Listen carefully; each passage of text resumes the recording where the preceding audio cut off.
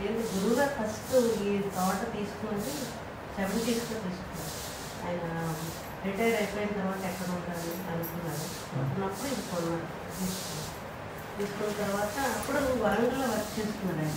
వరంగల్లో పోలీస్ డిపార్ట్మెంట్లో వర్క్ చేస్తున్నాడు. తర్వాత మా పెళ్ళి 83 ఆగస్ట్ 14 జరిగింది. అప్పుడు నాకు 19 years పెళ్ళి అయ్యాను. సరే పెళ్ళి అయిన తర్వాత నేను ఇంకా చదువు కంటిన్యూ చేస్తున్నాను. డిగ్రీ సెకండ్ ఇయర్లో ఉంది. మామయ్య గారు అన్నారు చదువుకో, థర్డ్ ఇయర్ కంప్లీట్ చేశాక అప్పుడు హైదరాబాద్ వచ్చిన తర్వాత చూద్దామని. సరే నేను ఇంకా అక్కడే మా ఊళ్ళోనే ఉండి చదువుకుంటున్నాను. ఒక 7 months అయ్యేసరికి మా అత్తగారు వెళ్ళిపోయారు. ఆవిడ సడన్గా అప్పటికే కొంచెం అనారోగ్యం, గంగాదేవి గారు ఆవిడ జూన్ నెలలో వెళ్ళిపోయారు. కరెక్ట్గా నా పెళ్ళి అయిన తర్వాత 7 months 8 months వెళ్ళిపోయారు. ఇంకా అప్పుడు చదువు అప్పుడు నేను మా పెద్ద అబ్బాయిని కడుపుతూ ఉంటాను. మా అత్తగారికి తెలుసు నేను గాయత్రి ఇద్దరం కడుపుతూ ఉన్నాం. 3వ నెల ఇంట్లో మా ఆనంద్ గారు వాడు. మా అత్తగారికి తెలుసు నేను గాయత్రి కన్సల్ట్ చేస్తామని ఆవిడకి తెలుసు. సో ఆ తర్వాత నేను చదువు ఆపేసి తాతగారు నేను రాజశేఖరు మా వారు మేము హైదరాబాద్ వెళ్ళిపోయాం. హిమాయత్నగర్లో శ్రీనివాసన్ గారు అని వాళ్ళ ఇంట్లో విజయవతి గారి ఇల్లు ఉండేది. వారి ఇల్లు మాకు ఇచ్చారు. ఆ ఇంట్లో ఉండేవారు. శ్రీనివాసన్ గారు అంటే గురుగారు డిబేట్ ఇచ్చారు. ఇల్లు ఉండేది 3 bedroom house 5 nights. ఆ ఇంట్లో మేము అందరం ఉండేవారు. తాతగారు కూడా అంటే తాతగారు అంటే గురుగారు ఫాదర్ని తీసుకుని మేము వెళ్ళిపోయాం. గురుగారు అప్పుడే వీళ్ళు షిఫ్ట్ అయిపోయారు. వారికి మేము అట్లా వెళ్ళిపోయిన తర్వాత గురుగారు ఇక్కడ ఒక్కరే ఉన్నారు. ఒకళ్ళిద్దరు మన శ్రీనివాసన్ గారు, కామేశ్వరరావు గారు ఒక ఆయన ఉన్నారు. వారు లలితాదేవి గారు ఆవిడ విద్యావతి గారు వీళ్ళందరూ ఇక్కడ వచ్చి గురుగారు వచ్చినప్పుడల్లా వాళ్ళు వస్తే ఇక్కడే ఉంటుంది. ఆయనకి ఏదో అప్పుడు గురుగారు ఆహారం తీసుకునేవారు కాదు. మా పెళ్లి టైంకి ఆహారం గంజి తాగేవారు. మార్నింగ్ మధ్యాహ్నం గంజి, బియ్యం అన్నం మార్చిన గంజి 3 times తీసుకున్నారు. ఆహారం లేదు. కంటిన్యూస్ ఒక 4-5 years ఇంకా ఎక్కువే మనకు గుర్తులేదు. జస్ట్ గంజితోనే ఉండేవారు. అన్నం ఏమి వండక్కర్లేదు, గంజి మార్చి ఇచ్చేయండి. భోజనం వండుతారు కదా అని ఆ గంజి పక్కన పెట్టినట్టు మనవారు. ఆయన అప్పుడు నాకు చిన్నతనం నాకు అంత తెలియదు, కానీ అబ్జర్వ్ చూస్తుంటే తెలిసేది. అదే సార్ నాకు అంత చిన్నతనం ఇంకా ఆయన ఏంటో తెలియడానికి నాకు కొంచెం 4 years పట్టింది. నాకు వెంటనే నేను తెలియదు, నాకు ఆయన ఏంటో కూడా నాకు తెలియదు. వెళ్ళేందుకు వచ్చాను, ఇక్కడ ఉంటున్నాను. బసవరాజు గారు వెనకాల తిరిగేదాన్ని తప్ప ఫుల్గా తెలియదు నాకు. ఇంకా ఆయన డెప్త్ నాకు తెలియదు. టైం పట్టింది, నాకు 4 years పట్టింది. అంటే అబ్జర్వ్ చేస్తే తెలిసింది, ముందు తెలియదు. ఆ తర్వాత ఇక్కడికి వచ్చిన తర్వాత కామేశ్వరరావు గారు, లలితాదేవి గారు, విద్యావతి గారు వీళ్ళందరూ గంజిస్తూ ఉండేవారు. ఆ తర్వాత 1 year తర్వాత 1985లో రాఘవేంద్ర గారు సత్యవతి గారిని REC వరంగల్ ప్రొఫెసర్గా ఉండేవారు. వారు కూడా గురుగారు డివోటీస్. వారు ఏమన్నారంటే మెడ్రాస్ నుంచి ఈమెకి వచ్చేస్తాం, మేము వచ్చి మీతో ఉంటామని చెప్పారు. గురుగారు తప్పకుండా రండి, కానీ నేను ఇక్కడే ఉంటాను అనుకోవద్దు. నేను అప్పుడప్పుడు హైదరాబాద్లో పిల్లలు ఉంటారు, వాళ్ళ దగ్గరికి వెళ్ళి వస్తూ ఉంటాను. కంటిన్యూస్గా ఇక్కడే ఉండను. వాళ్ళు కూడా అక్కడ ఉన్నారు కదా, మధ్యలో మిమ్మల్ని వాళ్ళు వదిలేసి వెళ్ళాల్సి వస్తే 4 రోజులు వరంగల్ హైదరాబాద్ వెళ్ళొస్తూ ఉంటారని చెప్పారు. అలా అన్న తర్వాత వాళ్ళు వచ్చి ఇక్కడ అయిన తర్వాత ఈ ఇల్లు అప్పుడు స్ట్రీమ్ లైన్ అయ్యింది. వాడు వచ్చిన తర్వాత అంత పెద్ద ఇల్లు చిన్న ఇల్లు, ఒక 2 rooms ఉండేది. తర్వాత రాఘవేంద్ర గారికి కూడా తర్వాత ఇల్లు కట్టారు.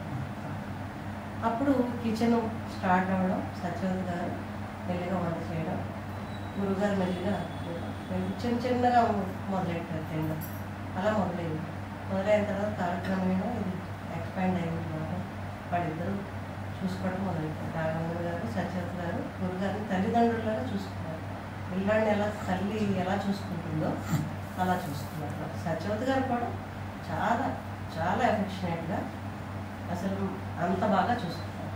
ఆయనకి ఏం కావాలి, టైంకి ఏం చేయాలి, డివోటీగా వచ్చిన వాళ్ళందరినీ ఆదరించడం, అభిమానించడం, అన్నం పెట్టడం చేశారు. వాళ్ళు చేసిన సేవ ఎవరు చేయరు, అంత సేవ చేశారు. ఈ ఇల్లు ఇంత ఎస్టాబ్లిష్మెంట్ అంతా వాళ్ళిద్దరే చేశారు. తోటలో అందరూ డివోటీస్ వస్తే కూడా వాడి కన్స్ట్రక్షన్ అంతా రాఘవేంద్ర గారు చూసేవాడు. ఎవరినైనా సరే హరీసి వరంగల్ ఆయనతో గురుగారితో అసోసియేట్ అయిన వాళ్ళందరూ ఇక్కడికి వచ్చి సెటిల్ అవుతామని అడిగారు. అడిగితే తప్పకుండా రమ్మన్నారు. అందరికీ ఎవరికి ఒక 300 గజాలు ఇక్కడికి వాడు కొనుక్కున్నారు. అందరూ కొనుక్కుని కట్టడం మాత్రం రాఘవేంద్ర గారి దగ్గరుండి అందరికీ కట్టించారు.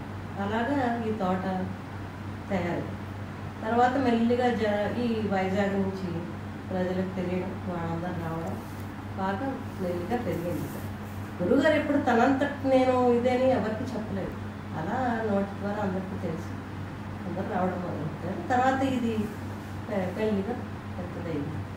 అలా అయిన తర్వాత ఆయన రోజు నిత్య పూజ, వచ్చిన వాళ్ళని చూడడం, తర్వాత ఎవరికైనా ఏమైనా హెల్ప్ కావాలంటే చేయడం, ఏమైనా గ్రంథాలు అవి వాళ్ళు మేము ప్రచురిస్తామంటే వాళ్ళకి సాయం చేయడం.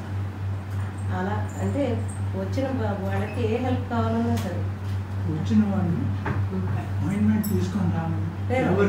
ఎవరు ఏ టైంలో వచ్చినా ఫ్రీగా ఆయన ఎప్పుడు వచ్చినా అవైలబుల్గా ఉండేవారు. వచ్చి పొద్దున ఆయన పూజ అయిపోయిన తర్వాత ఆయన వచ్చిన వాళ్ళందరినీ చూడడం. తర్వాత అనారోగ్యంగా ఉన్న వాళ్ళకి ఎవరైనా అనారోగ్యంగా ఉందంటే ఆయన హోమియోపతి ఇచ్చేవారు. తాతగారు అంటే గురుగారు తండ్రి, శివానందమూర్తి గారి తండ్రి హోమియోపతి ఇచ్చేవారు. అలా మా ఇంట్లో హోమియోపతి ఉంది. మామయ్య గారు కూడా అందరికీ మంది ఇచ్చేవారు. తాతగారు ఉత్తినే ఇచ్చేవారు, ఈయన వేరేగా ఇచ్చేవారు. ఎందుకంటే తగ్గాలి, వాళ్ళకి తొందరగా రికవర్ అవ్వాలని గురుగారు ఆయన చేతితో ఇస్తే చాలా బాగా తొందరగా రికవర్ అయ్యేవారు. తర్వాత చాలా పెద్ద పెద్ద ఎవరు ఇవ్వలేని తగ్గలేని జబ్బులకు కూడా మంది ఇచ్చేయని తగ్గించారు.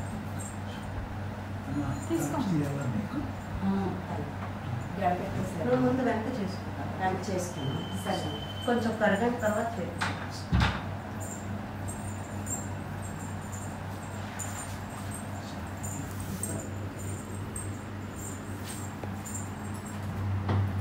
అప్పుడే అలా అవుతున్నప్పుడే గురుగారు కొన్ని ట్రస్టీ పెట్టారు. ఆ టైంలో సనాతన ధర్మం చారిటబుల్ ట్రస్ట్ అని పెట్టారు. ఫస్ట్ వన్ సనాతన ధర్మ చారిటబుల్ ట్రస్ట్ అని పెట్టి, అంటే ఎమినెంట్ పీపుల్కి మనం అవార్డు ఇవ్వాలి. దేశం కోసం సేవ చేసి నిస్వార్థంగా చేస్తారు వాళ్ళు ఎవరైనా సరే, వాళ్ళకి అవార్డు ఇవ్వాలని ఫస్ట్ పెట్టింది సనాతన ధర్మ చారిటబుల్ ట్రస్ట్ పెట్టారు. ఇప్పటికి 30 years అయిపోయింది. 30 years దాటిపోయింది. ప్రతి సంవత్సరం డిసెంబర్ ఆయన పుట్టినరోజు నాడు తప్పకుండా ఒక ఎమినెంట్ సిటిజన్కి అవార్డు ఇవ్వడం ఉంది. ఎవరు సెలెక్ట్ చేసేవాళ్ళు? గురుగారే చేసేవారు. గురుగారు సెలెక్ట్ చేసేవారు. దాంట్లో సైంటిస్టులు, తర్వాత eminent people, any subject, any field, అది సైన్స్ అవ్వచ్చు, ఇంకే సబ్జెక్ట్ అయినా కూడా ఆయన సెలెక్ట్ చేశారు. పలానా వారికి ఇంకొక ఆయన 2 ఫ్యాక్టర్స్ ఉండేవి. ఏజ్ ఉన్న వాళ్ళని చూసేవారు. ముందు ఏజ్ ఉన్న వాళ్ళకి ఫస్ట్ ఇచ్చేసేవారు. ఎందుకంటే వాళ్ళకి ముందు ఇవ్వాలని వాళ్ళకి ఫస్ట్ వెతికి పెద్దవాళ్ళని పిలిచి ఇచ్చేవారు. తర్వాత అలా కంటిన్యూ అయింది. అలా ఇప్పటికే అవుతుంది, నడుస్తుంది. డిసెంబర్ 20 ఆయన పుట్టినరోజు నాడు హైదరాబాద్లో ఎవ్రీ ఇయర్ తివోలి గార్డెన్స్, ఇప్పటికీ వెన్యూ కూడా మారలేదు, అక్కడ జరుగుతుంది. ఎందుకంటే క్వశ్చన్ అక్కడ యూఎస్ నుంచి కూడా వాళ్ళు రావడానికి 20 తారీఖు ముందు రోజు 20 వరంగల్లో 20-21 ఒక రోజు ముందు వరంగల్లో అవుతుంది ఆయన పుట్టినరోజు. మర్నాడు హైదరాబాద్లో ఎమినెంట్ సిటిజన్ అవార్డు 2 పక్కనే వస్తాయి. 20-21 అలా ఖచ్చితంగా 20వ తారీఖు 21 కానీ ఆ 2 రోజుల్లో జరుగుతుంది.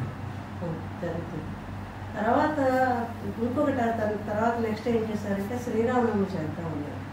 దానికి ఎవరికి ఇవ్వాలి అని ఆలోచించి ఆయన ఏమన్నారంటే వేదం చదువుకున్న వాళ్ళు, తెలుగులో సాహిత్యంలో బాగా కృషి చేసిన వాళ్ళకి ఇద్దామని చెప్పి శ్రీరామనవమి అవార్డ్స్ పెట్టారు. 11 మందికి ఇచ్చేవారు. ఎవరి ఇయర్ 11 పీపుల్కి ఇవ్వడం మొదలెట్టారు. అలా ఇప్పుడు గురుగారు వెళ్ళిన తర్వాత సెలక్షన్ కష్టమైంది. అందుకని 1-4 అలా సంఖ్యను బట్టి మేము ఇస్తాం శ్రీరామనవమి. ఇది కాకుండా కృష్ణాష్టమి చేద్దామని. కృష్ణాష్టమి రోజు ఎవరు ఇవ్వాలి? గురువు ఎవరైతే ప్రజలను మోటివేట్ చేసి జగద్గురు కృష్ణుడి పేరు చెప్పి ఆయనకి ఇద్దామని చెప్పి ఎవరైతే గురువులు వీళ్ళందరి ప్రజలకి నిలబడి సనాతన ధర్మాలను నడిపిస్తున్నారు ప్రజలు వాళ్ళు ఎవరైతే ఉన్నారో అలాంటి గురువులను పిలిచి సన్మానం చేద్దామని చెప్పి అలా సన్మానం అలాంటి గురువులను పిలిచి ఆయనే దగ్గరుండి వాళ్ళకి మా బసవరాజు గారు నా చేత సన్మానం చేయించారు. వాళ్ళ పాలకు చేసి వాళ్ళకి హారతి ఇచ్చి కొత్త బట్టలు పెట్టి సన్మానం గురువు పేరు జగద్గురువు పేరు చెప్పి కృష్ణాష్టమి రోజు ఆ గురువుకి పూజ. అది ఇప్పుడు అలాగే నడుస్తుంది. ఇప్పటికి కూడా వారు ఎలా చెప్పారో అలాగే నడుస్తుంది. ఇవన్నీ ఇలా నడుస్తుంది. వరంగల్లో ఆయన తిథుల ప్రకారం ఆయన పుట్టినరోజు జరుగుతుంది. వరంగల్ ఎవరి ఇయర్ చేస్తారు. ఇది కాక గురు పౌర్ణమి చేస్తారు. వరంగల్ గురు పౌర్ణమి, శివరాత్రి కూడా చాలా బాగా చేస్తారు. ఇప్పుడు గురువారు వెళ్ళిపోయిన తర్వాత అధిష్టానానికి రోజు నిత్య పూజ ఉంటుంది, అభిషేకం ఉంటుంది, రోజు చేస్తారు. ఆయన చెప్పారు గురుగారు నాకు పాలు తేనె అవేం అక్కర్లేదు, జస్ట్ నీళ్ళతో అభిషేకం చేయండి, ఒక పండు నైవేద్యం పెట్టండి, మరేం చేయక్కర్లేదు అని చెప్పారు. నాకేం ఆ రోజు పాలు పోసి తేనె పోసి అభిషేకం అక్కర్లేదు, మొత్తం నీళ్ళతో చేయండి, ఒక అట్టబడి నైవేద్యం పెట్టండి, రోజు ప్రసాదాలు పెట్టాలి అలా ఏం తాపత్రయపడద్దు, సింపుల్గా చేయండి అని చెప్పారు. సో ఇప్పుడు రోజు అభిషేకం ఉంటుంది. ఎందుకంటే అభిషేకం 10 కల్లా కంప్లీట్ అయిపోతుంది. సాయంత్రం కూడా పూజ ఉంది, దీపం పెడతారు, చాలా లఘువుగా పూజ చేస్తారు, అభిషేకం ఉంటుంది. అక్కడ గురుధామం ఉంది. ఆయన ఎక్కడైతే ఉన్నారో ఆ గురుధామంలో ఆయన లాస్ట్ అంతిమ వెళ్ళిపోయిన చోట అక్కడ ఆ సమాధి మందిర్ పేరు చెప్పండి. దాని శివధామం అని పేరు పెట్టారు. శివధామం గురుధామ ఆయన ఉన్నది గురుధామం. సప్తధామేమో ఆయన ఫంక్షన్స్ అన్నీ జరిగేది సప్తధామం. ఆయన ఉన్న ఇటు గురుధామం, ఆయన వెళ్ళిపోయింది శివధామం.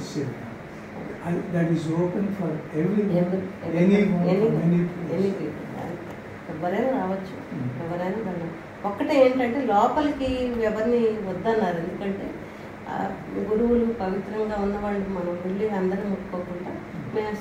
బసవరాజు గారు శృంగేరి స్వామిని వెళ్ళి అడిగారు, స్వామి అందరినీ లోపలికి ఎలా చేసి ఇంకా ముట్టుకోవచ్చు అంటే, లేదు పవిత్రంగా గురువులు కదా వారు, మనం బయట నుంచి దండం పెట్టుకున్నాం, అది ఎవరైతే ప్రతిష్ఠ చేస్తారో వాళ్ళు ముట్టుకోవచ్చు తప్ప మిగతా వాళ్ళందరూ బయట నుంచి మీరు కలసం ఇచ్చి కలసంలో నీళ్ళు ముట్టుకోమని అందరు చేద్దాం, అది అభిషేకం చేయండి అని వారు చెప్పారు.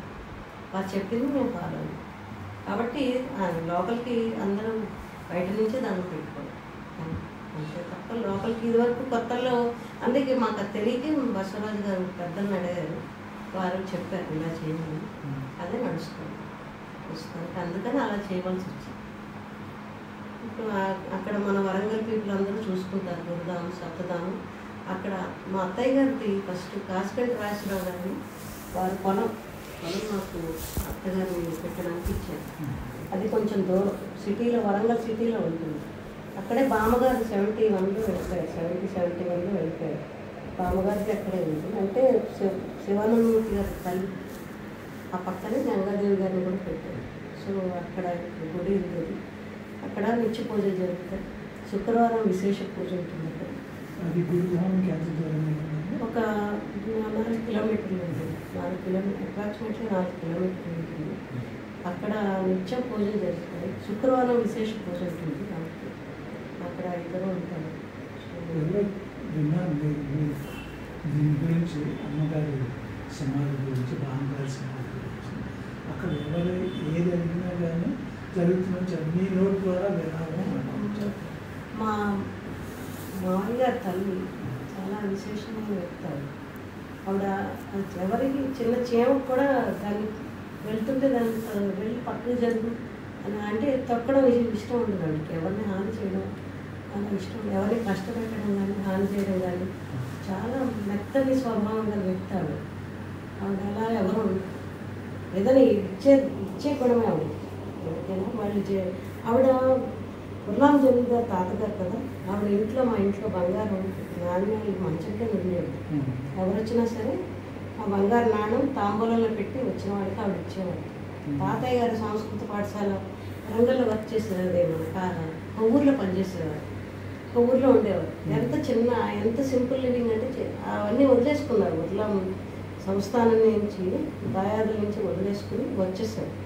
చేసి సంస్కృత పాఠశాలలో ప్రధాన ఉపాధ్యాయుడిగా పనిచేశారు. చిన్న గుడిసె లాంటి ఇంట్లో. చిన్నప్పుడు మరి మావయ్య గారు పెద్ద వైభవం అనిపించిన ఆ టైంకి చిన్న దాంట్లో ఉంది. తాతయ్య గారు మొక్కలు ఏమి పెంచేవారు ఇంట్లో. కానీ ఐశ్వర్యం ఇంట్లో ఉంది, పాత వచ్చింది ఉంది కదా. ఆవిడ పుట్టిల్లు కాకినాడ, అదే ఏలూరు. ఆవిడ కూడా మంచి బుద్ధిరాజు వారి ఇంట్లో పుట్టారు. మావయ్య గారు పందుకూరారు, వాళ్ళు బుద్ధిరాజు వారు. ఆ ఇంట్లో ఆవిడ సర్వమంగళ ఆవిడ పేరు. అసలు ఆవిడ కూడా తాతయ్య గారు దత్తత తీసుకున్న ఆవిడ సర్వమంగళ అనే పేరుతో ఒక అమ్మాయి ఇంటికి వెళ్తుంది అన్నారు. ఎందుకంటే వీరభద్రపురంలో అమ్మవారి పేరు సర్వమంగళ. అంటే వీళ్ళ ఆలయం, వీళ్ళ వంశం యొక్క ఆలయం వీరభద్రపురంలో ఉంది.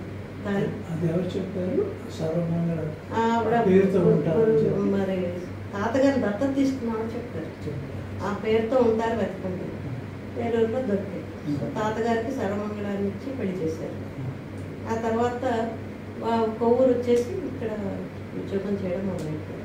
వచ్చిన వాళ్ళందరికీ ఆవిడ ఉన్న దాంట్లో బంగారు నాణ్యాలు తాళంబూలలో పెట్టి ఎవరు వచ్చిన ఇంటికి ఇచ్చేవారు. అప్పుడే మావయ్య గారు అక్కడే పెరగడం కొవ్వూరులోని. తర్వాత విజయనగరంలో చదువుకున్నారు, విజయవాడలో చదువుకున్నారు. తర్వాత డిగ్రీ అయిన తర్వాత ఆయనకి వరంగల్లో పోలీస్ డిపార్ట్మెంట్లో జాబ్ వచ్చింది. మావయ్య తాతయ్య గారు ఎందుకు ఉద్యోగం ఎందుకు ఉండిపో అని అడిగారు. నేను చేస్తాను వెళ్ళాలని ఉద్యోగం కోసం వరంగల్ వచ్చేసారు. అక్కడే స్థిరపడ్డారు. తర్వాత గంగాదేవి గారికి కాకినాడ అంటే మా అత్తగారు, తాతయ్య గారు వాళ్ళు సెలెక్ట్ చేశారు. మావయ్య గారు వెళ్ళి చూశారు. అప్పుడు మా అత్తగారు మెట్టతామర పువ్వు జెండా పెట్టుకున్నారు. మెట్టతామర అంటే అది చెరువు గట్టును పూస్తుంది ఇలా చెట్లు. అదే చూశారు ముందు ఆవిడ చూసారు. మెట్టతామర పువ్వు పెద్దగా ఉంది ఉంటుంది. సో అది తర్వాత సరదాగా చెప్తారు. మా అత్తగారు మెట్టతామర పువ్వు పెట్టుకున్నారు అప్పుడు. అది అలా అయింది. తర్వాత పెళ్లి జరిగింది. ఆవిడ పేరు గంగాదేవి కాబట్టి తాతయ్య గారు గంగా అనకుండా లక్ష్మి అని పిలిచేవారు ఇంట్లో. మా అత్తగారు అంటే బామ్మగారు, తాతగారు లక్ష్మి అని పిలిచేవారు. గంగా అని కాకుండా లక్ష్మి అని ఇంట్లో పిలిచేవారు. తర్వాత వారికి బసవరాజు గారు, అంబిక, గాయత్రి, రాజశేఖరు 4 పిల్లలు పుట్టారు. గంగానే పిలిచేవారు. కానీ అత్తయ్య గారు మావయ్య గారిని అప్ప అని పిలిచేవారు. అప్ప అనే పిలిచేవారు రోజు. అప్ప. మా ఇంట్లో అందరికీ ఆవిడ పిలుస్తున్నారు కాబట్టి అందరూ అప్ప అప్ప అని అనేవారు. ఇంట్లో బసవరాజు గారు అందరూ నాన్నగారని ఎప్పుడో మా రెగ్యులర్గా అప్ప అని పిలిచేవారు. మా అత్తగారు అయితే అప్ప అని అనేవారు. అలాగే పిలిచేవారు. తర్వాత కాకినాడలో సెటిల్ అవుదాం అనుకున్నారు. ఆవిడ అప్పటికి ఇల్లు కట్టిస్తున్నారు అత్తయ్య గారు మా పెళ్ళైన తర్వాత. ఆ ఇల్లు ఇన్కంప్లీట్ ఉండగానే వాళ్ళు వెళ్ళిపోయారు. తర్వాత ఆ ఇల్లు కంప్లీట్ చేసేసి భీమిలి షిఫ్ట్ అయిపోయారు, వచ్చేసారు. ఇంకా భీమిలి గురించి చెప్పాలంటే, భీమిలిలో ఆయనకు అమ్మవారి కళ్ళలో దర్శనం ఇచ్చాక ఆయన 70 ఏట కళ్ళలో కనిపించి గుడి కట్టాలన్నట్టుగా చెప్పారు. అమ్మ ఈ ఏజ్లో ఏంటి అనుకున్నట్టు ఆయన.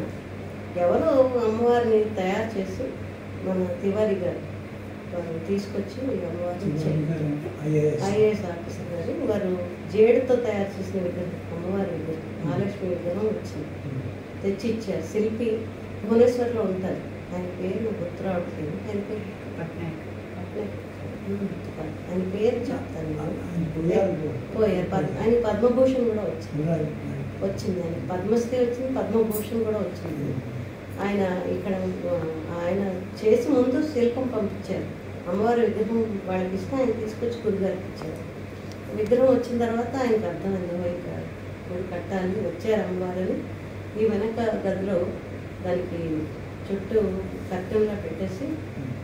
అక్కడ ఉంచేశారు. రోజు హారతి ఇచ్చారు ఆయన. అప్పుడు సంకల్పం చేసి ఆ గుడి కట్టారు, మహాలక్ష్మి గుడి కట్టారు. గుడి కట్టిన తర్వాత ప్రతిష్ట ఇప్పటికి జరిగి 13-14 ఏళ్ళు అయిపోయింది. 12లో 2008 కదా, 2008లో ప్రతిష్ట జరిగింది. జరిగిన తర్వాత 8లో ప్రతిష్ట అయింది. ఆ ప్రతిష్ట అయిన తర్వాత సంకల్పం ఏం చెప్పారంటే గురువుగారు, దేశక్షేమం కోసం రోజు నిత్య పూజ జరగాలి, 3 పూట్ల పూజ చేయాలి. 3 పూట్ల పొద్దున్న, మధ్యాహ్నం, రాత్రి 3 పూట్ల పూజ చేయాలి. ఇంకెవరికి పోతున్నామని చెప్పద్దు, కుంభాభిషేకం అయ్యేదాకా. అమ్మవారు దేశక్షేమం కోసం, ప్రజల కోసమే చేయమన్నారు. బొంబాయిలో ఎలా అయితే మహాలక్ష్మి ఆలయం అక్కడ అమ్మవారు ఎలా ఉన్నారో, ఇక్కడ ప్రజలకు కూడా ఈ ఆలయం అంత వాళ్ళకి ఇక్కడ వృద్ధిలోకి రావాలి. ఇక్కడ ప్రజలు పెద్దవాళ్ళు చిన్నగా ఉంటారు, పాపం వాళ్ళకి ఏమీ పెద్ద ఐశ్వర్యవంతులు, అంత చిన్న బడుగు వర్గాల వాళ్ళకి అంత ఐశ్వర్యం ఏం లేదు. ఇది కూడా అలా బొంబాయిలో అవ్వాలి ఇక్కడ అని సంకల్పం చేశారు. ప్రజలందరూ కూడా బాగుండాలి, వీళ్ళకి కూడా బాగుండాలి, ఐశ్వర్యం రావాలి, ఈ కోస్ట్ అంతా కూడా బాగుండాలని నేను సంకల్పం చేసి ఆలయం కట్టాను. కంచిస్వామి వచ్చారు, కంచిస్వామి వచ్చి ఇనాగ్రేట్ చేశారు. వారు వచ్చి ఆ రోజు పొద్దున వచ్చారు, రాత్రి దాకా ఉంది. సాయంత్రం వైజాగ్లో వాళ్ళకి పీఠం ఉంది, వైజాగ్ వెళ్ళిపోయారు. ఆయన చేతుల మీదుగా చెప్పారు.